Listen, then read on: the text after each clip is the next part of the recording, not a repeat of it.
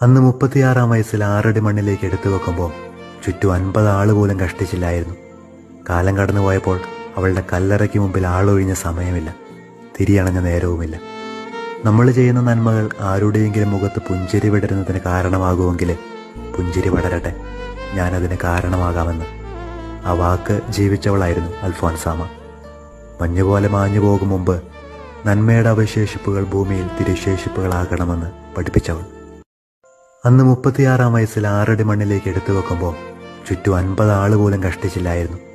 കാലം കടന്നു പോയപ്പോൾ അവളുടെ കല്ലറയ്ക്ക് മുമ്പിൽ ആളൊഴിഞ്ഞ സമയമില്ല, തിരിയണഞ്ഞ നേരവുമില്ല.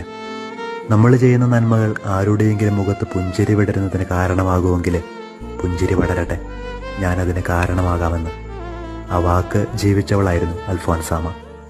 മഞ്ഞുപോലെ മാഞ്ഞു പോകും മുമ്പ്